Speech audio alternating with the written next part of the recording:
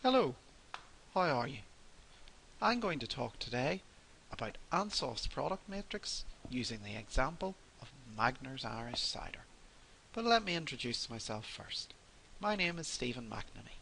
I'm a chartered accountant with a wide range of experience through professional practice, banking, economic development, management consulting and university lecturing. Let me give you a little background on Magners. Our cider is a drink made from pressed apples, and in 2007 I was lucky enough to have a secondment working for Magners Irish Cider. Why was I lucky? Because it was an exciting time for the company. Sales were through the roof. 230% sales volume increase from 2006 to 2007. Absolutely phenomenal. How did they do that?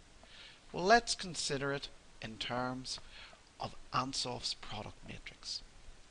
Ansoff said you've got your present products and you can market those in your present market so that you're trying to sell the same products to the same customers but just more of them, and that's termed market penetration.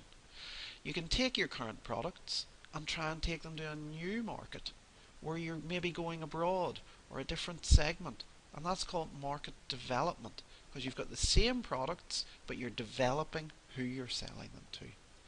You could decide to develop some new products, and first of all you'll probably try and sell them to your current customers. Okay? But what you might do is develop new products and sell them to new markets, and that's called diversification. But let's think about each of these in turn. So, market penetration. How do we do this? Sell more of the same product to the same customers. Well, we could purchase a rival. That will give us an instant increase in market share. We could make minor improvements to our product. Not so much that it's a new product, but just slight improvements.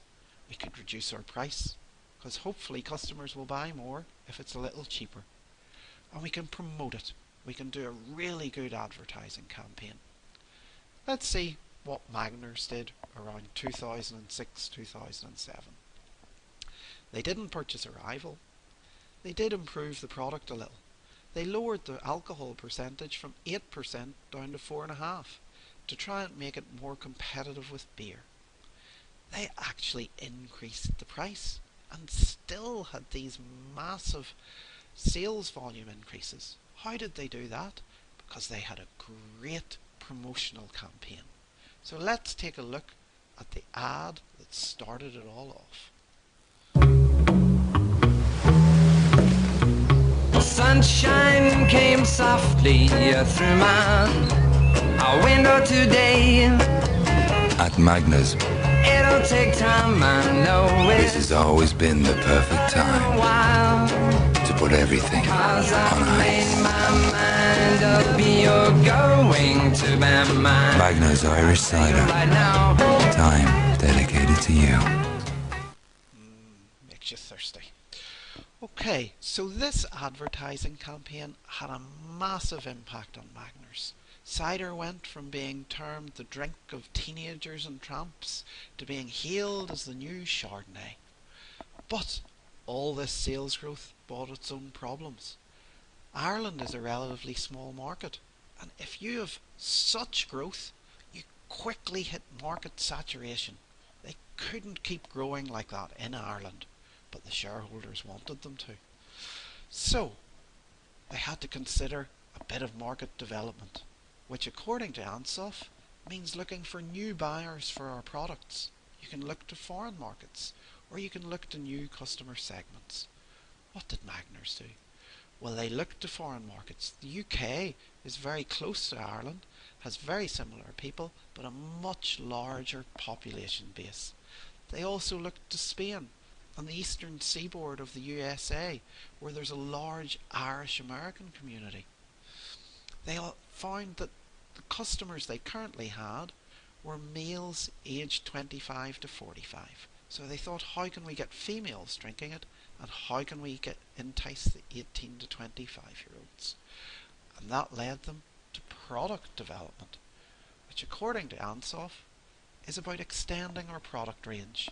We'll have to do R&D to develop new products, or we might buy in other products and brand them, or we could do a joint development with someone. Magners developed Magners Light, which was primarily aimed at the females.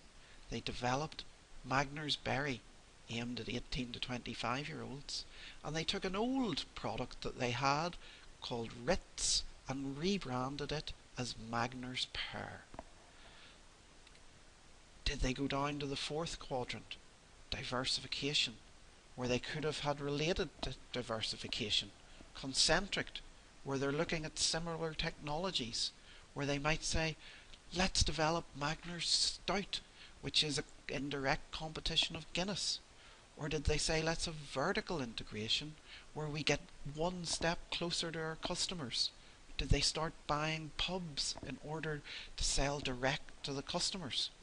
Or did they consider unrelated diversification, where they buy a construction company? No, they said it was too risky. We know about how to brew cider, and that's what we're going to stick with. That's not to say unrelated diversification can't work for others. Look at Virgin. They have so many different types of business, and they works for them because they say they know how to run a business. Same for EasyJet. Easy Hotels, Easy Money, all completely different, but ran under the one brand. I know what you're thinking now. What level of sales did they get in 2008 on, after all this great new work on new products, new markets? Well, unfortunately, it didn't go as planned. They had a good product, good advertising, good distribution. But can you think what was the one thing that could have gone against them? The clue is in the ads. A time to cool down. Put everything on ice. Magners over ice. That's right. It was the Great British Summer. 2008, 9, 10 and 11 were appalling summers. And people just didn't associate Magners over ice with a cold, wet summer's day. So, that's how Ansoff has been applied when looking at Magners. Let's see if you've taken it on board. Consider Tesco's. In 1993, Tesco's bought over a chain of supermarkets in Northern Ireland called Stewart's. Up until this time, they had no presence in Northern Ireland whatsoever. In 2011, Tesco launched Tesco Mobile. In 2014, they relaunched Tesco Finest, a range of more luxury food products within the store. And in 2014 again, they launched Fuel Save, where customers are given reduced price fuel depending on how much they spend in store that month. So, take a few minutes yourself and consider where you would position each of these growth strategies that Tesco has pursued within Ansoff's matrix.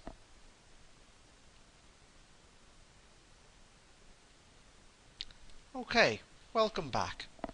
So, we'll start with market penetration.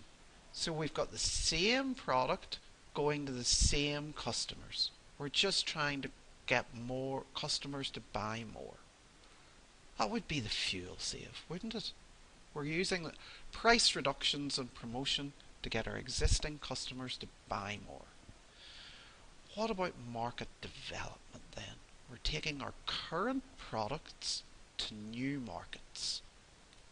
That would be the purchase of Stewart's and an instant impact in the Northern Ireland marketplace, an instant market share. What about product development then? Where we're saying, let's get a new product and try and sell it to our current customers. Wouldn't that be Tesco Finest, where we're trying to get them to buy more luxury goods when they're in store? So that only really leaves diversification. So obviously, Tesco Mobile is an unrelated diversification. Tesco groceries have nothing to do with mobile phones, but Tesco feel they're very efficient at running businesses, so they could run this well. So, there you have it. Ansoff's product matrix explained through Magners Irish Cider. And the next time you raise a glass of it, you can think of me. Cheerio!